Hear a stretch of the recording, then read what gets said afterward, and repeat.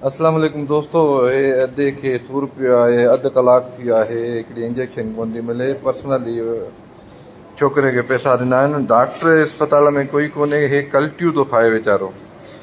ऐं फुल आहे टालपुर वॾा जो। डॉक्टर मुंहिंजे ख़्याल में फुल जेको आहे अल्ट्रासाउंड वग़ैरह कंदो हुनजो मारोट आहे शायदि, ईअं दादा।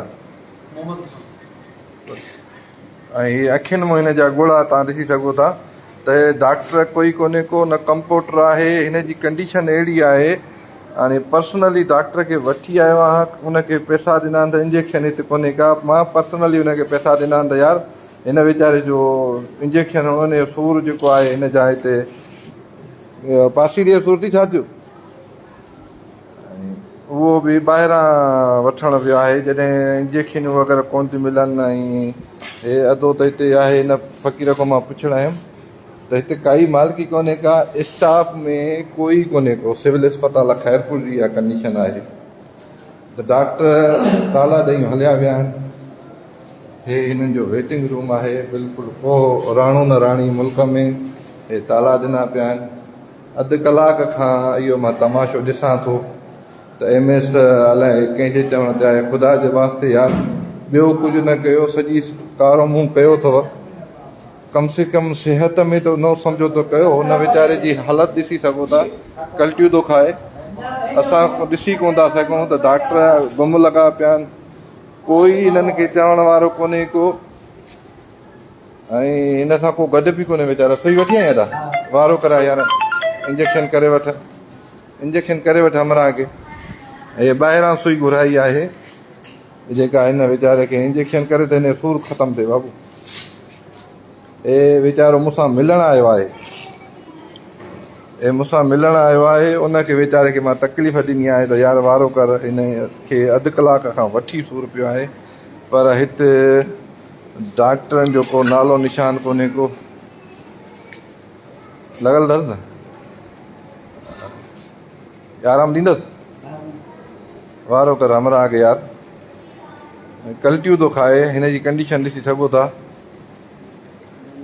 2 मिंट हाणे सब्र कर, इंशाअल्लाह अलाह ई अलाह जो हफ़ीज़ कंदो, सूरु ख़तमु थी वेंदई। लाइव अचण जो मक़सदु इहो आहे त तव्हांखे ख़बर पवे, ॿियो कुझु न। हितां जा जेके बि चूंडियल नुमाइंदा आहियो, ख़ुदा जो वास्तो अथव त यार अस्पताल जी मालिकी कयो।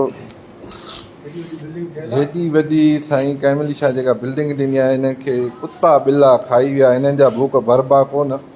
जेके बि MS अचे थो, पंहिंजो पेट भरी थो वञे, कारो मुंहुं थिए। हिननि जो अलाह को क़बर जो भउ आहे कोन। 2 मिंट सब्र कर, इंशाअल्लाह अलाह ई अलाह जो हबीब कंदो। 2 मिंट सिधो थी, हाणे सॼी सूरु अथसि ॾाढो। इंजेक्शन लॻी थी न, इंजेक्शन। नालो छा अथई राणा? माजिद अली।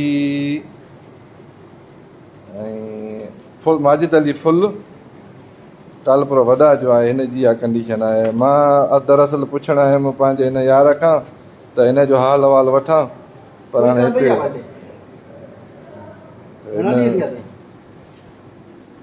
जहिड़ियूं कंडीशनियूं आहिनि। 8-9 ॾींहंनि खां अकेलो आहे, ॿाहिरि कोन नी पोइ हिते चकर नथा हणनि, केर बि लड़ी नथो अचे। पोइ लटा कपिड़ा कीअं थो फेराई पाण यार। माजिद फुल जा जेकॾहिं के ॿाहिरि दोस्त ॿुधोसि था, ख़ुदा जे वास्ते भाउ अथव, पोइ सौट मासात हूंदो तुंहिंजो, ॾिसंदो ज़रूरु वीडियो, त यार कुझु रहम कयो। अहिड़ी कहिड़ी कंडीशन आहे। हिकिड़ो त छा कजे, असांजे हिते ज़ुल्म आहे, कंहिंसां माण्हू सच चवे, कंहिंखे ॿुधाए। रत अछी छा बिल्कुलु कारी थी वई आहे, जो भाउ जो कोन्हे, सौट मासात जो कोन्हे, बाहि लॻी वई आहे रिश्तनि खे। ऐं हिन वीचारे खे शाबस आहे, अदा हे कंप्यूटर कमु सिखे थो, जेको हिते तकड़ में इंजेक्शन वठी आयो। ऐं इहे जेका आहिनि अधे खे दुआ के तो अलाह हिनखे ठीकु करे। इहा हालत अथव। MS अलाए केरु आयो आहे, शाह साहिब नालो छा आहे MS जो? ख़बर न आहे। डॉक्टर हिते केरु आहिनि इहा बि ख़बर कान अथव? हा ऐं हिते छा कयूं, कंहिंजे लाइ चऊं?